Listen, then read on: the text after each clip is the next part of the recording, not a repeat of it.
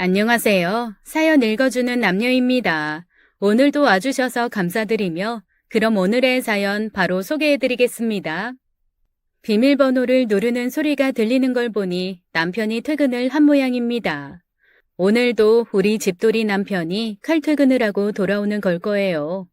다른 집 남자들은 약속도 많다는데 우리 집 남자는 왜 그런지 모르겠어요. 덕분에 전 하루도 빠짐없이 저녁을 차려야 하는 팔자랍니다. 여보, 나 왔어. 수고했어. 근데 그건 뭐야? 남편의 손에 들린 검은색 비닐봉지가 먼저 눈에 띄대요. 순간적으로 먹을 걸 사왔나 하는 기대감에 잠깐 설렜네요. 그거면 저녁을 차리지 않아도 되지 싶어서였답니다. 제 팔자에 무슨, 평생을 그랬던 사람인데 이제 와서 달라질 리는 없죠. 이거 좀약. 요새 옷장 안에 습기 찬다면서 내가 당신 위해 사왔지. 이게 뭐야? 이런 걸 왜 사와? 요새 이런 거 누가 쓴다고? 나프탈렌이었습니다. 저희 어릴 때 엄마가 옷장에 곰팡이 쓸지 말라고 넣어두던 하얀 알약 같은 거 있잖아요. 세상에 그걸 사온 겁니다. 요새도 그런 걸 파나 싶던 나프탈렌을 사온 거였어요. 진짜 기가 막혀서 말이 안 나오대요. 왜? 이거 쓰면 되지 않아? 어디서 샀어? 당신 또? 출처를 묻다 제가 괜한 짓을 한다 싶어지더군요. 대충 짐작이 갔어요. 사실 이런 전력이 한두 번이 아니거든요. 어느 날은 중국산 고사리이기도 했고 또 어떤 날은 필요도 없는 허리띠이기도 했어요. 대충 짐작이 가실 겁니다. 지하철역이나 도로 한켠에서 물건을 팔고 계시는 어르신들에게서 사온 거죠. 남편은 그런 걸 보면 차마 발길이 안 떨어지는 사람이랍니다. 그 심정을 모르는 건 아니에요. 남편이 할머니 밑에서 자라 어르신들을 보면 절로 애틋해지는 사람이었던 게 문제였어요. 그럴 수밖에 없었답니다. 남편이 어린 시절 부모님이 이혼을 하셨거든요. 정확히는 이혼이 아니라 시어머님이 집을 나가셨어요. 그때가 남편이 7살인가 그랬을 겁니다. 무능력한 시아버지와 사는 것이 너무 힘들어서 그러셨던 거였어요. 시아버지가 사람은 좋은데 생활력이 많이 떨어지셨어요. 그렇다고 일을 안 하신 건 아니었어요. 다방도 하셨고 옷가게도 하셨었대요. 근데 워낙 한자리에 눌러앉기를 싫어하시는 분이셔서 가게를 열고 나서도 가게를 볼 시간에 주변 상인들이랑 시간을 보내곤 하셨대요. 종업원이 있으면 뭐합니까? 사장이 매일 자리를 비우니 직원들도 건성건성 일할 수밖에 없죠. 그러니 무슨 가게를 하든 채 1년을 버티기가 힘드셨던 거였어요. 그래도 시아버지는 천하태평이셨어요. 한 가게를 하다 망하면 다른 가게를 하면 된다는 분이셨으니까요. 틀린 건 아니죠. 근데 문제는 돈이었어요. 원래부터 있는 집 자식이 아니셨어요. 그러니 새 가게를 하려면 돈을 빌려야 하셨죠. 처음 한두 번은 은행에서 빌릴 수 있었겠지만 그 다음부터는 그럴 수가 없었대요. 그래서 지인들에게 손을 벌리고 그걸로도 감당이 안 되니 사채를 쓰셨답니다. 은행에서 빌린 돈을 못 갚으면 저당 잡힌 걸 내어주면 되지만 사채는 그럴 수가 없죠. 요즘처럼 법과 제도가 정비된 상황에서도 사채업자들의 빚독촉은 견디기 힘든데 하물며 예전에는 장난 아니었죠. 수시로 집과 가게에 사채업자들이 들이닥쳐 죽이네 살리네 그랬대요. 저야 그런 경험이 없으니 모르지만 그 어린 남편 눈에도 정말로 무서웠다고 할 정도였으니 직접 그를 경험하는 시어머니는 정말 사는 게 아니었을 겁니다. 그렇게 1년 넘게 시달린 끝에 결국은 참지 못하고 도망을 치신 거였어요. 사정 모르는 사람들은 어떻게 애미라는 것이 초등학교도 안 들어간 아이들을 버리고 자기 혼자 살겠다고 도망을 쳤냐고 그러실 수도 있어요. 당장 저라면 그렇게 하지 못할 것 같거든요. 그래도 제가 시어머니 상황이 아니었으니 장담은 못하겠더라고요. 얼마나 시달렸으면 그러셨을까요? 때론 죽음의 공포를 맛본 것도 한두 번이 아니셨을 거예요. 그러니 그 금쪽 같은 자식을 버리고서라도 도망을 치신 거였답니다. 잘했다는 말은 아니에요. 다만 상황이 그랬으니 어쩔 수 없는 부분이 있었을 거란 말이죠. 실제로 제가 만나본 시어머니는 자식을 버리고도 맘 편히 살 수 있는 분이 아니셨어요. 자신의 선택을 엄청나게 후회하고 계셨거든요. 그래도 잘못은 잘못이죠. 남편과 시동생은 시어머니의 행방을 5, 6년이 지나고 나서야 알게 되었답니다. 그때쯤엔 고등학생이었으니 충분히 시어머니를 만날 수도 있었어요. 근데 그러질 않았어요. 가끔 통화를 하거나 명절 끝 무렵에 시어머니가 살고 계신 곳으로 간 적이 있다고는 했지만 부모 자식 간의 정이 있어서 그런 건 아니었대요. 그냥 엄마니까 그런다 정도였어요. 당연했죠. 남편과 시동생에게 엄마는 시할머니셨거든요. 시어머니가 도망간 후 시아버지 역시 잠수를 타셔야 했어요. 사채업자들의 생활을 견딜 수가 없어서였죠. 그렇다고 자식들과 연락을 끊은 건 아니었지만 적어도 자식들이 사는, 그러니까 시할머니의 집에 올 수는 없었대요. 사채업자들이 시할머니 집에 나타날 시아버지를 호시탐탐 벼르고 있었으니까요. 그래도 10년 가까이 제대로 오지를 못하셨죠. 그 기간 동안 전국을 떠돌며 조금씩 돈을 모아 시할머니에게 보내기는 했지만 그게 얼마나 됐겠습니까? 결국 남편과 시동생의 양육은 오롯이 시아버지의 부모이신 시할아버지와 시할머니가 감당하셔야 했어요. 나이도 많으신 분들이 두 아이를 키우는 일은 정말 힘들었을 겁니다.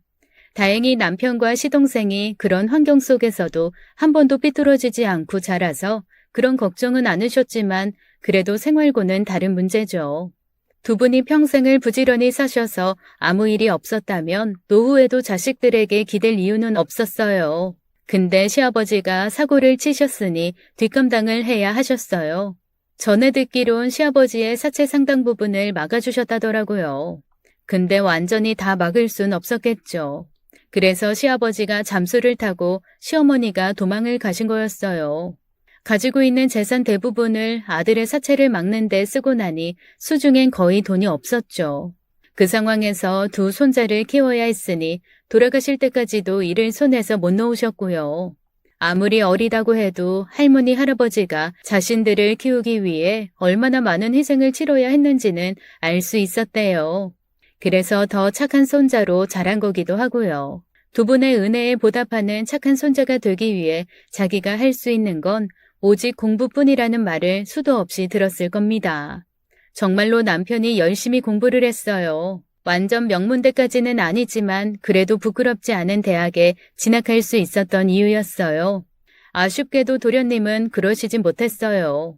도련님은 어렸을 때부터 공부보다는 운동하는 걸 좋아하고 친구랑 어울리는 걸 좋아하던 사람이었어요.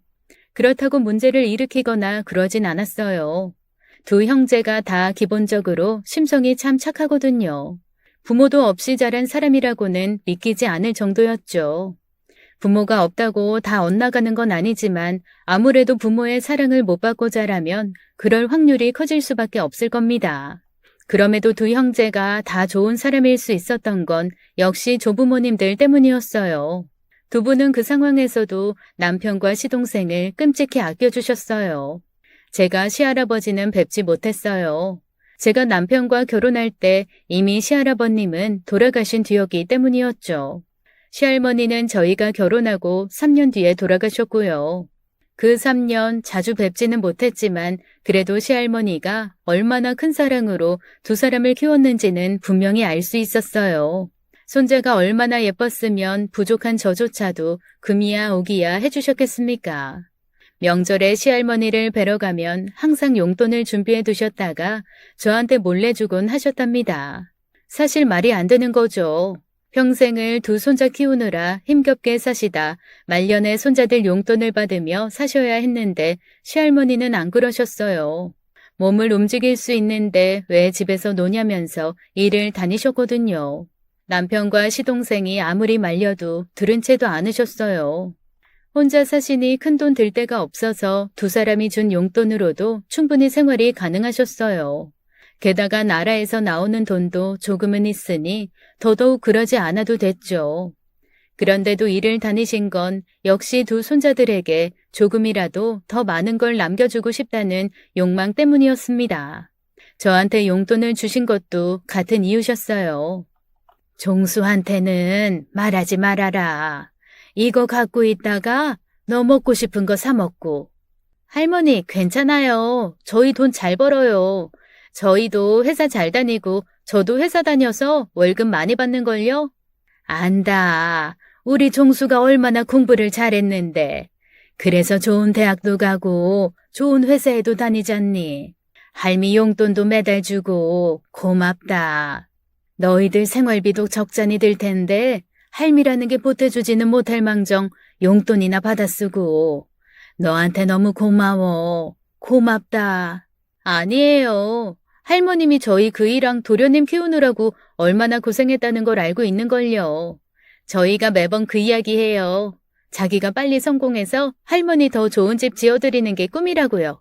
그러니까 오래오래 건강하게 사세요. 오빠가 성공해서 지어드리는 집에서 행복하게 사셔야 하잖아요. 그래야지. 우리 종수가 좋은 사람 만나서 결혼하는 걸 봤으니 이제 종우 결혼하는 것 보고 거기서 손자 나오는 것도 봐야지. 걱정 마라. 내가 오래오래 살 거다. 그러려면 일을 해야지. 니들한테 손 벌리는 사람은 되고 싶지 않아서 그런다. 정말로 따뜻한 분이셨어요. 저희 남편이 왜 그리 따뜻한 사람이었는지를 알게 해준 분이셨죠. 그런 분 밑에서 자랐으니 안 그리 되는 게 더 이상한 거였어요. 시할머니도 그랬지만 시할아버지도 할머니 못지 않으셨대요. 단 한 번도 두 형제를 혼내지 않으신 그런 분이시래요. 언제나 두 형제를 응원하고 지지해준 분이셨다더라고요. 저도 한번 뵐 수 있었으면 참 좋았을 텐데 그러지 못한 게 많이 아쉬웠어요. 남편의 꿈이 채 이루어지기도 전에 시할머니가 돌아가셨어요. 저희 결혼하고 3년 정도 됐을 때였어요. 그때 제 뱃속에 저희 딸 정연이가 있었어요. 할머니가 그 아이를 못 보고 가신 게 너무 안타까웠답니다. 남편과 시동생이 얼마나 슬프게 울었는지 모른답니다. 시아버지 역시 마찬가지셨어요. 시아버지는 사체 독촉이 뜸해질 무렵이 되어선 다시 시할머니 옆으로 오셨답니다.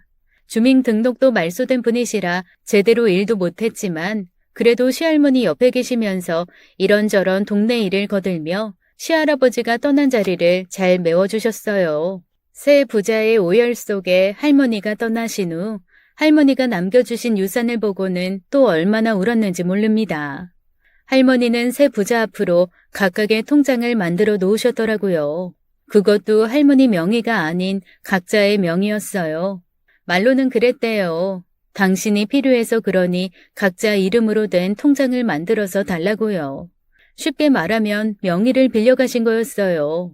누가 안 된다 그러겠어요. 당연히 필요해서 그러나 보다 하고 통장을 만들어 드렸죠. 근데 그게 당신이 필요해서 그런 게 아니었더군요. 남편과 도련님이 각자 용돈을 챙겨주기 이전부터 매달 일정액의 돈을 저축해 놓으셨더라고요. 용돈을 드린 이후에는 그 돈이 딱 용돈만큼 들었고요. 결국 할머니는 손자들이 준 용돈을 한 푼도 쓰지 않으셨다는 거였죠. 그러면서도 저한테 용돈을 주셨던 분이세요. 할머니랑 그리 큰 정이 없던 저조차도 그걸 보면서 펑펑 울었는데 하물며 새 부자는 어땠겠습니까? 특히 자신 때문에 평생 고생만 하다 돌아가시게 만든 당사자인 시아버지는 정말 대성통곡을 하셨답니다. 진짜 부모의 사랑이란 게 그리도 대단한 거였더군요. 어쩌면 시할머니는 두 손자보다도 더 시아버지가 걱정되신 건 아니었을까요? 두 손자야 다들 사회에 나가서 자리를 잡고 살았지만 시아버지는 여전히 제대로 된 일을 못하셨으니 그럴 수밖에 없었을 겁니다. 그래서 통장을 따로 만드셨을 테고요. 근데 시아버지는 그 통장을 받으려고 하질 않으셨어요. 이 통장 나는 못 받는다. 여기 있는 돈 찾아서 너랑 종호가 가져라. 네 할머니가 평생 자식처럼 돌본 너희들 손에 넘어가면 만족해 하실 거다. 아빠는 진짜 할머니가 주신 거잖아요. 할머니가 아빠 걱정을 얼마나 했는데. 안 그래도 종호랑 이야기했어요. 저희한테 물려주신 통장에 있는 돈 다 찾아서 아빠한테 주자고. 이 정도면 다른 건 몰라도 조그만 가게는 할 수 있지 않을까. 모자라면 내가 대출을 좀 더 받아서 줄게요. 이놈이 끝까지 지 애비를 불효자로 만드네. 싫다. 아이 그리고 며느리 앞에서 꼭 애비를 못난 사람으로 만들고 싶으냐? 안 그래도 며느리 보기 부끄러워 죽겠는 사람인데. 미안하다 애기야. 시아비가 이 모양이라 내가 얼굴 들 낯이 없다. 무슨 말씀을 그렇게 하세요? 저도 이 말이 맞다고 생각해요. 할머님이 아버님 걱정 많이 하셨어요. 이제 할머니도 없으시니 혼자신데 그러니 더더욱 할머니 걱정 안 하시게 사셔야 하잖아요. 저희는 할머니가 이 통장 만들어주신 것만으로도 감사해요. 그러니 이 말대로 하세요. 시아버지가 정말로 부끄러워하셨어요. 자식들만이라면 그나마 괜찮았을 테지만 저까지 엮여있다 보니 더 그러신 거였어요. 평생 자식한테 해준 것 없다는 후회로 똘똘 뭉치신 분이니 그 돈을 받으려고 하질 않으셨답니다. 그러나 저까지 나서서 그러니 방법이 없으셨어요. 그래서 그 돈으로 조그만 가게를 하시게 되었답니다. 서울이었다면 탁도 없었겠지만 시골이야 임대료도 싸니 가능했어요. 정말 열심히 하셨어요. 젊었을 때 그렇게 하셨다면 지금 부자가 되시고도 남으셨을 거예요. 근데 그게 쉬운 일은 아니겠죠. 그렇게 할머니와 할아버지의 유산으로 새 부자는 안정된 삶을 꾸릴 수 있게 된 거죠. 그런 환경에서 태어나고 자랐으니 남편이 시조부모님 또래의 사람들만 보면 눈이 뒤집혀서 이성적인 판단을 못하는 거였답니다. 속이 타긴 하지만 그걸 뻔히 아니 저도 더 이상 남편을 나무랄 수도 없던 거였어요. 사실 그조차도 뭘 할 일이 아니죠. 그만큼 따뜻한 마음을 가졌다는 증거니까요. 그런 사람이랑 살아서 저 많이 행복했답니다. 저희 친정에도 참 잘했고 저한테나 저희 아이한테도 엄청 좋은 사람이었어요. 자기가 겪었던 일들을 저희에게 겪게 하기 싫어 누구보다 열심히 산 사람이었죠. 그런데 그렇게 열심히 살아도 때론 원치 않는 시련을 겪게 되는 게 인생이더라고요. 어느 날부터 남편의 표정이 많이 어두워졌어요. 무슨 고민이 있는 표정이었는데 잘 말을 안 해주더라고요. 그래서 제가 막 화를 냈어요. 내가 누구야? 당신 마누라야. 고민이 있으면 누구보다 먼저 알아야 할 사람이잖아. 그런 말 몰라? 행복은 나누면 2배가 되고 슬픔은 나누면 반이 된다는 말. 그러니까 나누자고. 빨리 말해.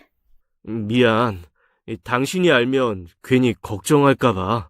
진짜 자꾸 그럴 거지? 걱정하고 말고는 내가 판단해. 말해봐. 신랑의 회사가 많이 어려워졌다더군요. 신랑이 개발자예요. IT 업계에서 일을 하고 있었어요. 그게 대충 뭔지는 아실 테니 따로 설명은 드리지 않으려고요. 아무튼 신랑 회사가 그즈음 들어 신기술 개발과 사업 다각화 때문에 여러 투자를 병행했는데 그게 생각보단 잘 안 됐던 모양이었어요. 어느 회사나 그런 순간이 오게 마련이죠. 겨우 그런 걸로 걱정을 하나 싶었는데 사실 진짜 고민은 따로 있었어요. 회사 대표가 회사를 넘기려고 하는 거였답니다. 그 과정에서 기존 직원들을 상당수 물갈이한다는 루머가 퍼졌고 그래서 신랑이 고민을 한 거였어요.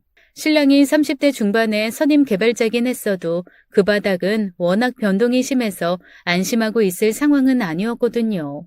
그래서 자신이 혹시 일자리를 잃는 건 아닌가 고민을 했던 거였어요. 사실 고민스러운 게 맞았습니다. 저도 일을 하지만 그래도 둘이 벌다 하나가 벌면 확실히 힘들어지긴 할 테니까요. 그렇다고 티를 낼 순 없었습니다. 신랑 잘못도 아니고 신랑이 스스로 일을 그만두겠다고 한 것도 아니니까요. 신랑은 누구보다 열심히 가족을 돌보기 위해 살아온 사람이었어요. 그런 사람이 설령 일이 잘못돼 일자리를 잃는다고 해도 그 누구도 신랑을 비난할 수 없었습니다. 당장 마누라인 제가 그랬으니까요. 어허, 이거 왜 이러시나? 겨우 그런 걸로 고민을 했다고? 자기가 그랬잖아. 실력 있는 IT 개발자는 어디를 가도 간다고. 실제로 자기 선배들 대기업 넘어간 사람이 한둘이야? 그럴 리는 없겠지만 만약에 그런 일이 생기면 이건 위기가 아니라 기회잖아. 그리고 자기가 일 좀 쉰다고 무슨 문제야? 나도 잘 벌어. 이거 왜 이래? 그러니까 그런 걸로 고민하지 마. 자기가 고민하면 우리도 걱정된다는 거 알지? 그래. 내가 진짜 마누라 복은 타고났어. 그걸 이제야 알았어? 당신 전생에 나라를 구한 거라고. 원래 일이 꼬이려면 어떻게든 꼬이게 되는 건가 보더라고요. 신랑의 회사가 결국 팔려버렸거든요. 그러면서 새롭게 회사를 인수한 쪽에서 말 그대로 대규모 구조조정을 실시했어요.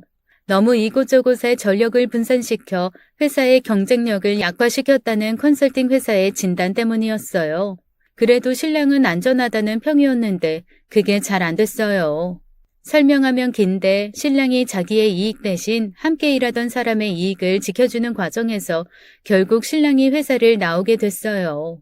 마누라 입장에서는 그게 속상하긴 했지만 신랑의 성격이라면 그게 당연한 거였죠. 당장 집안의 가정이 직장을 잃었으니 저희로선 위기 상황이었어요. 근데 전 그렇게 생각 안 했어요. 일단 신랑이 실력 있는 IT 개발자라는 점이 그 이유였어요. 아시는 분들도 많으시겠지만 일반적인 기업과는 달리 IT 회사들은 사업주보다 개발자가 더 우위에 있는 경우가 많아요. 실력 있는 IT 개발자 구하기가 쉽지 않아서예요. 그리고 대기업들도 IT 개발자라면 쌍수를 들어 환영하는 경우가 많아서 더 그래요. 그러니 급하게 생각할 이유가 없었어요. 저희가 그간 부지런히 살았답니다. 남편도 남편이고 저 역시도 저희 정연이를 제대로 못 보면서까지 회사를 다녔거든요. 우리 딸한테는 진짜 미안하지만 그게 다 딸을 위한 선택이었어요. 시할머니가 그러셨던 것과 같은 이치란 거죠. 그러면서 모아둔 돈도 적지 않았답니다. 당장 신랑이 백수가 된다 한들 크게 문제가 될 건 없다는 뜻이죠. 잘했어. 그래야 당신답지. 이 기회에 조금 쉬자. 우리 정연이랑도 많이 놀아주고.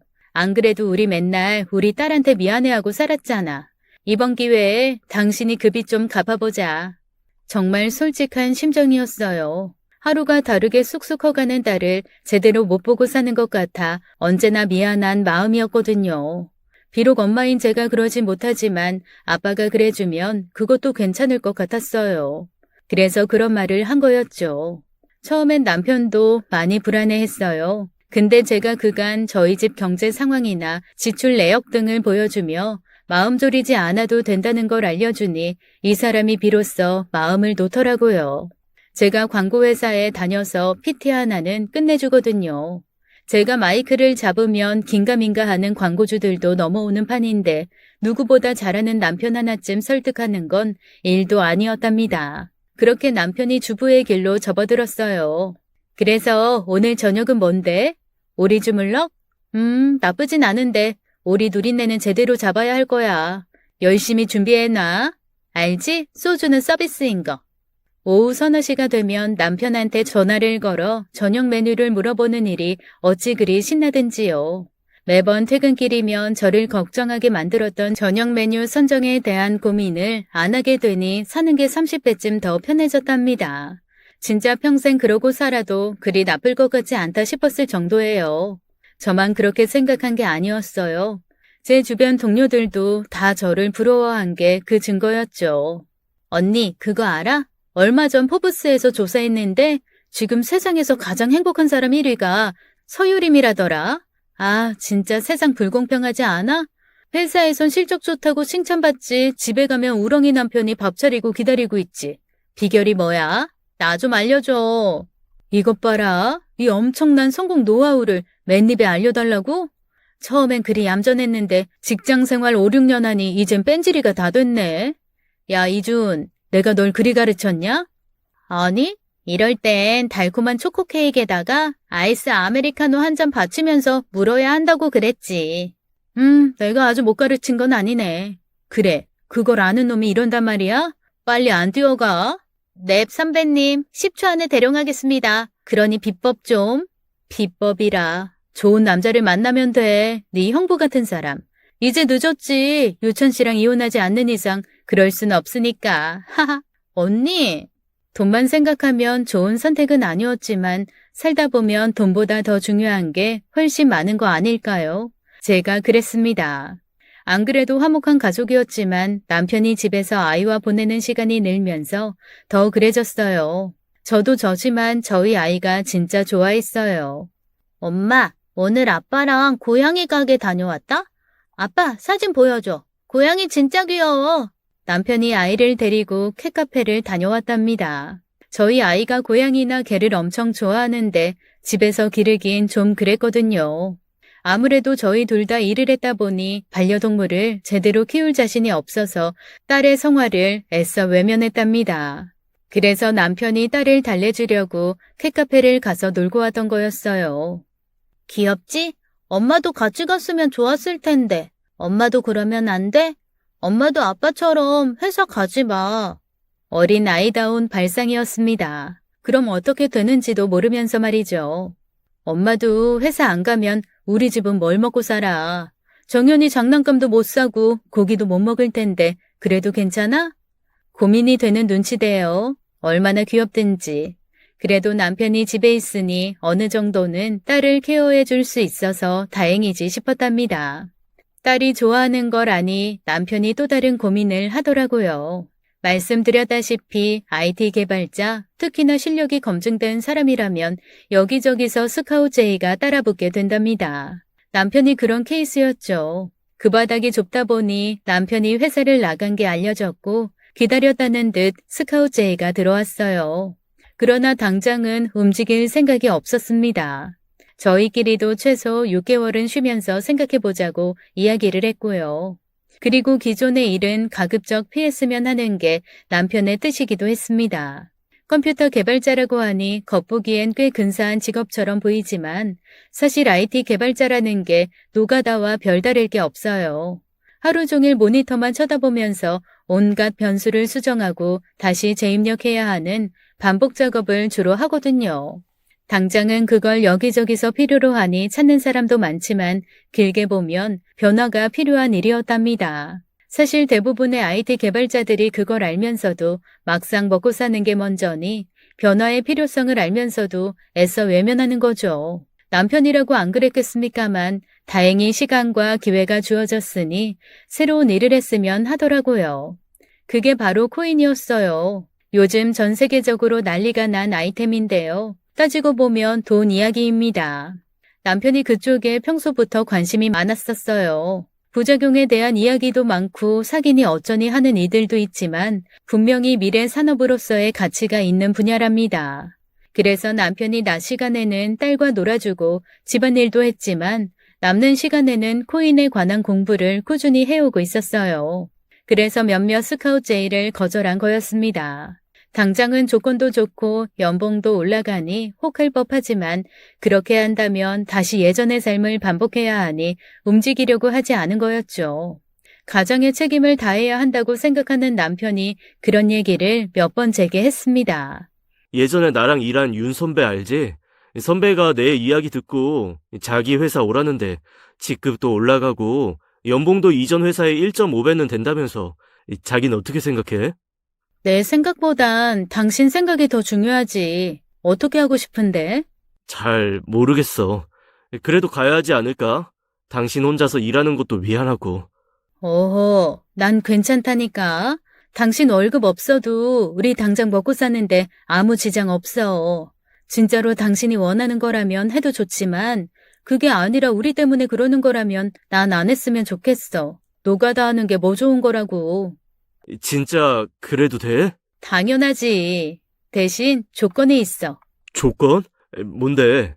음식에 들어가는 화학 조미료 양을 줄여. 그게 건강에 나쁜 게 아니라는 건 알지만 그래도 천연 조미료만큼 좋지는 않을 거잖아. 이것만 지켜주면 돼. 쉽지? 안 쉬운데. 내가 우리 할머니 음식으로 평생을 살았어. 우리 할머니 음식 먹어봐서 알잖아. 그 감칠맛. 할머니 짬뽕 먹고 싶다. 암튼 그 비결이 미원이라고. 내가 그걸 먹고 자랐는데 어떻게 미원을 줄이라고 말할 수가 있어. 차라리 나 회사 나갈래. 사람 사는 게 뭐 별거겠습니까? 아직 한참이나 어린 제가 이런 말 하는 게 가소로워 보이실 수도 있다는 거 압니다. 근데 돈도 좋지만 그보단 저희 가족 즐겁게 사는 게 더 좋다고 생각했어요. 그래서 남편을 향한 스카우트 제의를 걷어차던 거고요. 끝까지 그럴 수는 없었습니다. 아무리 애랑 보내는 시간이 좋고 화목해진 가정도 좋았지만 어쨌든 정상적인 사람이라면 일을 통해 얻는 성취감도 중요한 거였으니까요. 웬만한 스카우트 제안에는 꿈쩍도 않던 남편이 흥미를 보이는 제안을 받았답니다. 자기야, 나 헤드헌팅 업체한테서 연락받았어. 역시 세상은 차종수를 알아보네. 어딘데? 사실 그리 큰 데는 아닌데 회사 만든 게 4년 전이래. 말 그대로 신생 IT 회사인데 코인 개발 일을 하는 곳이래. 그래서 평소 남편이 관심을 가지고 있던 분야였습니다. 그래서 남편이 쉽게 거부할 수 없었던 거였죠. 그래? 자기가 배우고 싶다던 일이잖아. 그래서 바로 출근하래? 그건 아니야. 일단 헤드헌팅 회사에서 7배수 정도로 후보자 추려서 제안하고 그 업체에서 낙점한 두세 명 정도로 면접을 보게 될 것 같아. 내가 그쪽 경력이 없어서 서류에서도 미끄러질 확률이 높지만 한번 해봤으면 하고. 그래, 누군 처음부터 잘하나? 그리고 그 사람들도 눈이 있으면 당신 뽑을 거야. 아무리 신생회사라 해도 남편이 코인 쪽에서의 업무 경험이 없으니 쉽지 않을 거였어요.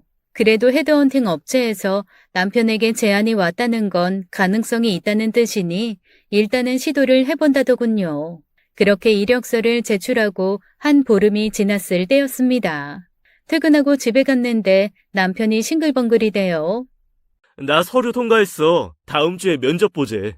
정말? 잘 됐다. 면접이 다음 주라고? 당신 정장 한 벌 사야겠네. 정장이 왜 필요해? 그것 말고 다른 걸 준비해야지. 그날부터 남편이 밤을 새다시피 했습니다. 평소 코인에 대해 공부한 것들을 정리하고 일종의 사업 계획서를 만드는 작업을 한다면서요. 집안일도 잘해온 사람이지만 그보다는 업무 능력이 더 뛰어난 사람이었어요. 오랜만에 일을 손에 잡으니 사람이 달라지대요. 칭얼대는 딸을 달래 남편에게 못 가게 하느라고 제가 혼났지만 그만큼 남편에게는 중요한 면접이었으니 최대한 도와주려고 애썼답니다. 그렇게 다가온 면접날 출근하기 전전날 사두었던 엿과 찹쌀떡을 건넸어요. 이게 뭐야? 내가 수험생도 아닌데. 꼭 수험생만 먹으라는 법 있어? 그냥 먹어. 먹고 힘내서 철썩 붙어버려. 파이팅! 나 회사 다녀올게. 제 일도 아닌데 그날 하루 종일 안절부절 못했습니다. 혹시라도 방해가 될까봐 전화도 못했거든요. 남편의 면접 시간이 2시였어요. 이야기하고 어쩌고 하면 기본이 서너 시는 될 거고 이야기가 잘 돼서 저녁 자리라도 이어지면 더더욱 그럴 테니 제가 먼저 전화를 걸 수는 없었습니다. 그냥 잘 되라고 비는 것 말고는 할 수가 없었어요. 근데 그게 잘 되진 않았어요. 퇴근하고 들어가니 저희 차가 주차장에 있었으니까요. 이미 남편이 와 있었다는 뜻이었습니다. 사실 그것만으로는 면접의 당락을 알 수는 없었습니다만 금세 본 남편의 얼굴에 시무룩함이 가득이었으니 대충은 결과를 짐작할 수 있었어요. 역시 그렇더군요. 왔어? 밥 먹어야지. 잠시만 기다려. 밥은 됐고 오늘 면접 간 건 어땠어? 뭐래? 글렀어. 모든 면접자들이 다 그렇게 생각을 합니다. 다른 사람들보다 자기가 못했다고 생각하는 게 일반적인 면접자들의 태도죠. 근데 남편은 그렇게 말할 분명한 이유가 있었답니다. 제가 이야기를 다 듣고 참 남편답다고 생각했거든요. 그래서 40분이나 늦었다고? 회사에는 사정 이야기하고? 하긴 했지. 그런다고 뭐가 달라지나? 회사란 곳이 개개인 사정 봐주는 곳이 아니라는 거 자기가 잘 알잖아. 그렇긴 하지. 그냥 가지 그랬어. 하다못해 어디 내려주고 택시라도 태워주든가. 그럴 수 있는 상황이 아니었어. 어떻게 그래. 정신도 몸도 온전치 않아 보이셨는데. 잘했어. 당신 성격에 모른 채 갔으면 그걸로 훨씬 더 힘들어했을 거야. 차라리 면접에서 떨어지는 게 더 낫지. 아니다. 아직 결과도 모르잖아. 기다려보자. 남편을 위로한답시고 말은 그렇게 했지만 남편이 붙을 가능성은 없었어요. 제가 면접관이었다고 해도 약속된 시간을 40분이나 넘기고 나타난 사람을 뽑아줄 이유는 없었으니까요. 그래도 남편을 비난할 수는 없었답니다. 그날 일어났던 일은 남편으로선 모른 채 할 수 없는 일이었으니까요. 남편이 전해준 대로 전해드리면 이렇답니다. 남편이 집을 나선 게 1시경이었대요. 면접을 보러 가는 회사가 20분 남짓 걸리는 곳에 있어서 그 정도면 넉넉하다고 생각한 거죠. 맞습니다. 크게 막히는 곳도 아니니 더 그렇죠. 근데 그날 약간 비가 왔어요. 폭우까지는 아니었지만 그래도 우산 없이 나서기는 무리인 정도의 비 말입니다. 덕분에 조금씩 막히기는 했지만 그래봐야 10분 정도 더 걸렸을 테니 문제는 없다고 생각했대요. 그렇게 정체지역을 지나가는데 저 멀리 앞쪽 횡단보도 쪽에서 지팡이를 짚고 계시는 할아버지를 보게 되었답니다. 차가 서다 말다 하는 상황이었으니 안 보일 수가 없었대요. 비까지 내리는 상황인데 우산도 없이 서 계시는 모습이 안 되어 보인 건 당연하죠. 안 그래도 할아버지 할머니만 보면 울컥하는 사람인데 그 비를 맞으며 서 계시는 걸 보고 멀쩡할 수는 없었죠. 그래도 면접 시간이 있으니 그냥 지나가면 될 일이었는데 바보 남편이 그걸 못했대요. 몸이 불편해 보이시더라고. 다른 사람들은 횡단보도를 지나가는데 그걸 못하시고 계시잖아. 그래서 마침 할아버지 앞에서 차가 멈추길래 우산이라도 드리자 싶어 차를 세웠어. 조수석 창문을 열고 말씀드렸지. 우산 드린다고. 아이 근데 할아버지가 문을 여시잖아. 무슨 일인가 싶어 락을 푸니 할아버지가 문을 열고 타시는 거 있지. 그러더니 할아버지가 어눌한 말투로 무슨 말씀을 하셨대요. 근데 도통 무슨 소린지 알아들을 수가 없더랍니다. 뒤에서 다른 차가 오고 있으니 계속 차를 세워놓을 수가 없어서 일단 앞으로 갔대요. 할아버지, 제가 뭘 도와드리면 될까요? 분명히 뭐라고 말씀하시는데 도통 알아들을 수가 없더래요. 아무래도 어디가 아프신 분인 것 같았답니다. 그러다 잠시 신호에 걸린 틈을 타 할아버지를 자세히 살피니 그제야 목에 걸린 무언가가 눈에 띄었대요. 목걸이였어요. 정확하게 말하면 목걸이가 아니라 회사 출입증 같은 거였답니다. 거기엔 이렇게 적혀 있었다더군요. 이분은 뇌졸중 1급 환자십니다. 몸이 안 좋으셔서 의사소통도 원활치 않으셔요. 혹시 만나게 되셨다면 다음 전화번호로 연락 부탁드립니다. 그리고 휴대전화 번호가 적혀 있었대요. 이미 면접 시간이 촉박해지던 남편이 일단 차를 세우고 바로 그 번호로 전화를 걸었대요. 안녕하세요. 제가 할아버님을 길에서 만나서요. 무슨 말씀을 하시는데 알아들을 수가 없어서 부득이 전화를 드렸어요. 실례지만 할아버님과는 어떻게 되세요? 아, 저희 아빠가 또 나가셨어요? 저 딸입니다. 지금 어디신데요? 제가 바로 가겠습니다. 죄송한데 제가 갈 때까지만이라도 저희 아빠 옆에 계셔 주실 수 있을까요? 아빠가 뇌졸중 후유증으로 치매 증상도 있으셔서 혼자 놔두면 어디로 가실지 몰라서요. 평소 남편이라면 무조건 그런다고 했을 겁니다. 근데 그때는 정말 중요한 면접이 목전이었던 상황이었어요. 그대로 가도 제 시간에 맞출 수 있을지 모르는 상황이었거든요. 근데 그 따님이라는 분이 남편이 알려준 주소까지는 아무리 빨리 와도 30분이 걸린다셨답니다. 그러면 면접을 늦게 되는 거였어요. 제가 지금 중요한 약속이 있어서 그런데 더 빨리 오실 수는 없습니까? 저 지금 바로 갑니다. 그래도 30분은 걸릴 텐데요. 어쩌죠? 정말 죄송합니다. 혹시 주변에 다른 사람에게 맡기시면 안 될까요? 그럴 수 있었다면 그게 가장 좋은 방법이었지만 비도 오고 하니 사람들의 발걸음이 여간 빠른 게 아니었어요. 그렇다고 그분을 그냥 두고 갈 수도 없었고요. 바보야. 112에 신고를 하면 되지. 경찰한테 맡기고 그 딸이라는 사람한테 연락을 주면 됐잖아. 맞네. 그 방법이 있었네. 나 진짜 바보다. 근데 너무 당황해서 그 생각이 안 났어. 면접 시간은 다 됐는데 그분을 그냥 두고 갈 수는 없었으니까. 뇌졸중 1급에 치매 증세까지 있으시다는데 그런 분을 어떻게 두고 가? 결국 남편은 그 자리에서 30분을 기다렸답니다. 그리고 따님이라는 분이 도착해서 전화를 주시자마자 그 자리를 벗어났대요. 저 너무 감사합니다. 제가 어떻게 살해라도 하고 싶은데요. 아닙니다. 제가 진짜 너무 급한 약속이라서 할아버님 어서 따님이랑 가세요. 항상 건강하시고요. 그럼 이만. 딸이라는 사람이 어쩔 줄 몰라 하는 걸 뒤로하고 남편이 면접 장소로 갔지만 이미 40분이나 지난 뒤였답니다. 당연히 면접관들 표정이 썩은 감자를 씹은 얼굴이었대요. 그러니 남편이 아무리 열심히 준비해 간들 무슨 소용이 있었겠습니까?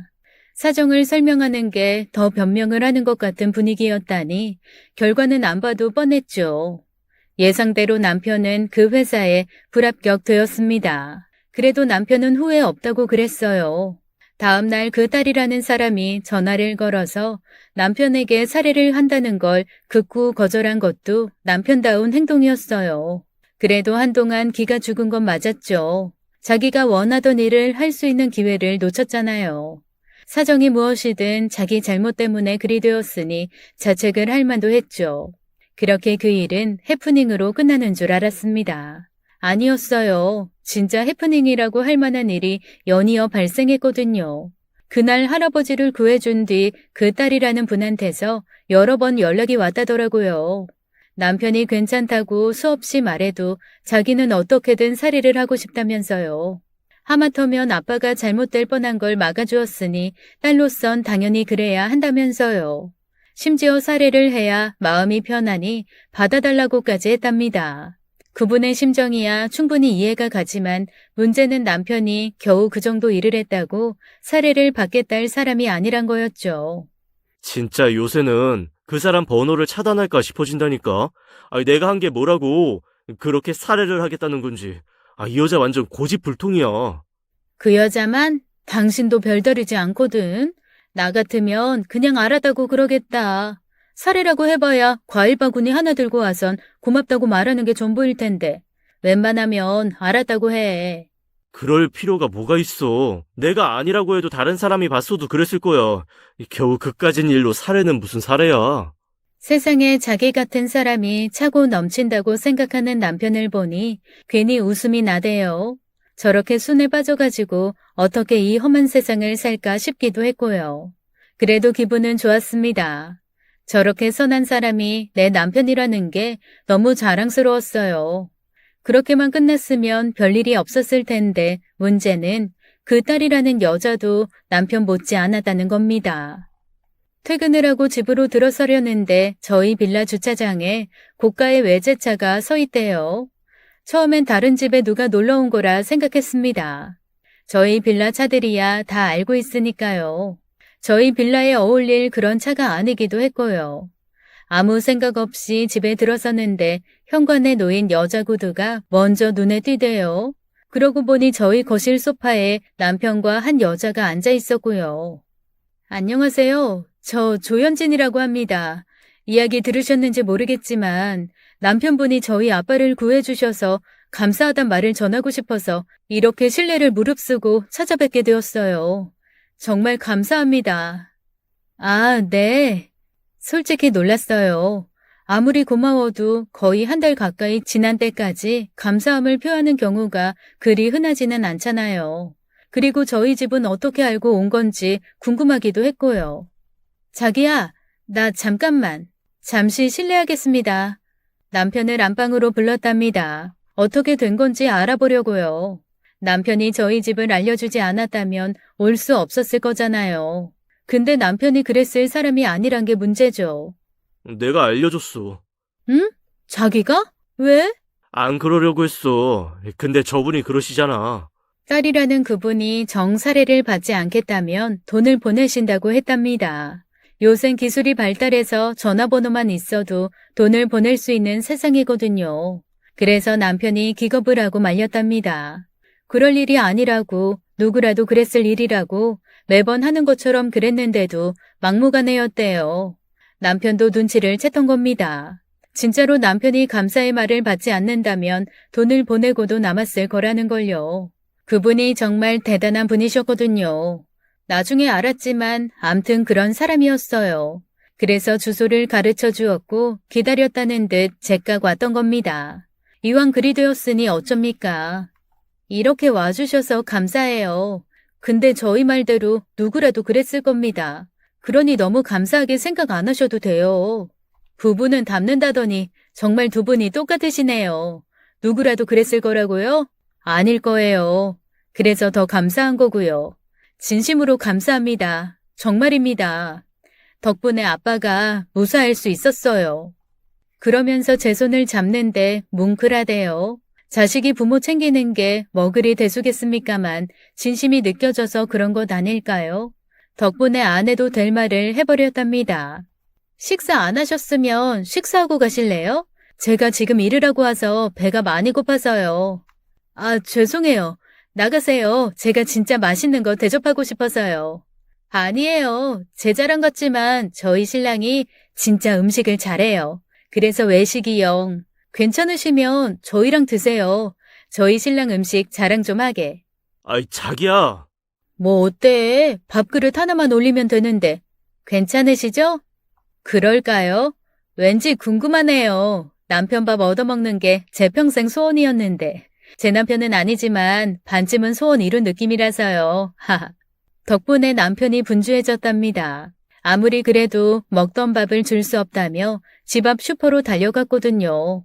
그 사이 그 딸이라는 분이 저희 집을 흥미롭게 보셨답니다. 젊은 부부 사는 집이 어떤지 궁금하셨던 거였을까요? 그건 아니었을 겁니다. 보기로는 저희보다 대여섯 살 정도 많아 보였거든요. 저희랑 사는 게 크게 다르지 않을 테니 그럴 건 아니었어요. 근데도 관심을 나타내셨어요. 저희 거실 안쪽에 남편이 작업하던 것들이 쌓여져 있었답니다. 좀 창피했어요. 바쁘게 살다 보니 제대로 정리를 못한 상태였으니까요. 아, 죄송해요. 요새 남편이 공부를 하는 중이어서 안 그래도 치울까 하고 있었는데 저 너무 게으르죠? 게으르긴요. 그리고 왜 집은 꼭 여자가 치워야 돼요? 보아하니 그쪽. 아, 죄송해요. 이름이 어떻게 되세요? 아, 죄송해요. 저 서유림이라고 합니다. 광고회사에 다니고요. 그렇구나. 일하랴 살림하랴 정신 없겠네요. 암튼 유림 씨도 일하는데 왜 꼭 유림 씨가 치워야 하나 싶어서요. 그건 그렇고 종수 씨가 코인 투자하나 봐요. 저기 책들 다 코인 관련 서적인데. 그런 건 아니고 코인에 대해 공부하는 중이에요. 신랑이 원래 IT 개발자인데 사정이 생겨서 회사를 나왔거든요. 아실지 모르지만 IT 개발자를 필요로 하는 곳이 많아서 여기저기서 오라는데 신랑이 코인 쪽 일을 해보고 싶다는 이유로 다 거절했어요. 계속 공부하고 그쪽 업체에서 일을 하려고 준비하고 있고요. 사실 지난번에 할아버님 만났을 때가 그쪽 회사랑 면접 보는 날이었어요. 근데 할아버님 때문에 기다린다고 면접에 늦어버리는 바람에 떨어졌어요. 아, 제가 무슨 소리. 저희 신랑한테는 비밀이에요. 신랑이 이거 알면 저 혼나요. 그런 걸 말하는 사람이 아니라서.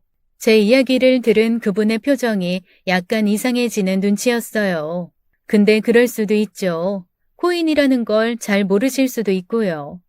저희 아빠 때문에 면접에 늦어서 떨어졌다고요? 혹시 종수 씨가 지원했다는 회사 어딘지 기억나세요? 글쎄요. 들었는데 까먹었어요. 근데 왜 그러시는지 여쭤도 될까요? 아니, 제가 뭐 걸리는 게 있어서. 아니에요. 이야기하다 보니 저도 배가 고프네요. 종수 씨는 뭐 대단한 걸 사올 모양이네요. 대화는 더 이어지지 못했습니다. 남편이 기다렸다는 듯 문을 열고 들어섰거든요. 그렇게 뜻밖의 인연으로 그분과 저녁을 함께 했습니다. 알고 보니 저보다 8살이 많으시더라고요. 남편분과 함께 사업을 하다 그 즈음엔 쉬고 있다셨어요. 아무래도 아버님 때문이지 싶더라고요. 일도 중요하지만 그보다 더 중요한 게 가족이니까요. 참 좋으신 분이었어요. 그래서 언니 동생 하기로 했답니다. 남편 덕에 소중한 인연이 생긴 것 같아 참 흐뭇했던 하루가 그렇게 지나갔어요. 그리고 한 보름쯤 지난 때였어요. 제 메신저로 연락이 왔답니다. 현진 언니, 그러니까 할아버님 딸 말이에요. 오늘 저녁에 시간 괜찮니? 소개해주고 싶은 사람이 있어서 그러니 웬만하면 시간 좀 내줘. 번거롭겠지만 이리로 7시까지 올래? 특별한 일은 없었어요. 남편한테 현진 언니 만나기로 했다고 문자를 했더니 알겠다면서 잘 다녀오라더라고요. 진짜 음흉한 사람이랍니다. 어떻게 저를 속일 생각을 다 했는지. 아무튼 저는 아무것도 모르고 약속 장소로 갔어요. 근사한 일식집이었어요. 현진 언니가 먼저 앉아서 기다리고 있더군요. 왔어? 오늘도 고생했어. 고생은요. 근데 무슨 일이세요? 소개시켜준다는 사람은 뭐고? 뭐 그리 급해. 일단 숨부터 돌려. 자기가 꼭 만나야 할 사람이라서 그래. 한 5분 있으면 올 테니 일단 앉기부터 해. 뭐가 그리 재미있는지 시종 얼굴에 웃음이 걸려있더라고요. 그럴수록 제 궁금증은 커져만 갔죠.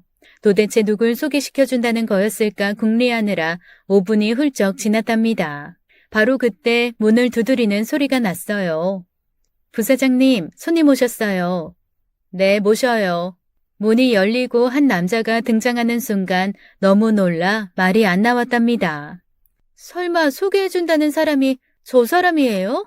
왜? 아는 사람이야?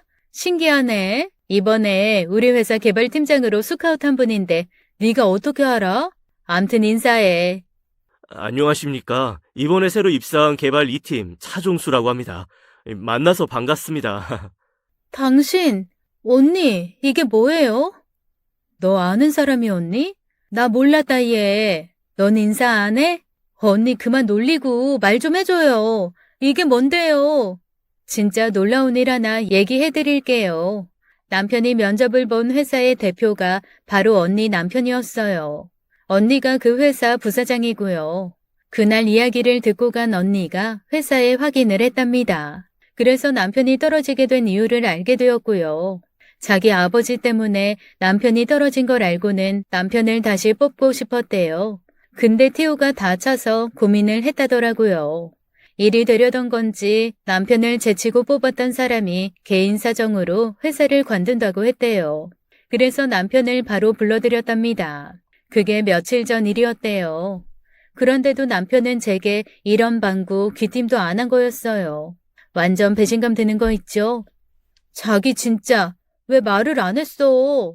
그게 부사장님이 자기 서프라이즈 해주려고. 나도 입이 간질거려서 혼났어. 내가 무슨 힘이 있어. 부사장님이 비밀 엄수하라니 따를 수밖에. 화를 낼 거면 부사장님한테 해. 힘없는 직원한테 하지 말고. 언니, 그 회사가 언니 회사였어요? 정말 말도 안 돼. 그러게, 나도 그렇게 생각했어.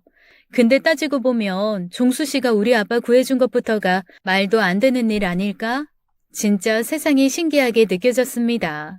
하긴 이것보다 더 신기한 일이 수시로 일어나는 게 세상이죠. 언니 말대로 남편이 착하게 살아서 복을 받는 거라고 생각할 일이었어요. 그렇게 남편은 새로운 조직에서 열심히 일을 하고 있습니다. 언니가 그러더군요. 세상엔 중수 씨처럼 도움이 필요한 사람을 외면하지 못하는 사람들이 있어. 남을 돕다가 자기 건 다 놓치고 남들 좋은 일 시켜주느라 맨날 손해만 보는 사람들 말이야.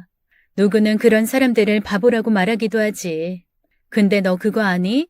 그런 바보들 때문에 우리가 사는 세상이 진짜 따뜻해지는 거야. 꼭 엄청난 일을 해야만 영웅인 건 아니야. 진짜 영웅은 종수 씨 같은 사람들인 거지. 기분이 어떠니? 영웅이랑 같이 사는 기분. 글쎄요, 어떨까요? 남편이 영웅인지 아닌지는 몰라요. 다만 제가 믿고 기댈 수 있는 사람인 것만은 분명하답니다. 이런 사람이 내 남편이라서 너무 행복하기도 하고요. 이 정도 남편이라면 자랑 좀 해도 괜찮지 않을까요? 오늘 사연 어떻게 들으셨나요? 들으면 들을수록 사연자님이 부러워지는 이야기였네요. 정의롭고 남 돕기를 당연하게 여기는 사람. 게다가 요리도 잘하고 집안일도 잘 도와주는 남편이라니 정말 부러운데요. 남편분이 정 많은 할머니 할아버지 밑에서 커서 그런지 정도 많고 정말 좋은 사람임에 틀림없다고 생각이 드네요. 자신이 손해보면서까지 남을 도울 수 있는 사람이 이 세상에 얼마나 될까요? 여러분은 어떠신가요? 올 한 해는 누군가를 위해 도움을 줄 수 있는 사람이 되어보는 건 어떨까 싶습니다. 오늘도 끝까지 시청해주신 여러분 감사드리며 저희는 다음 사연으로 돌아올게요. 감사합니다.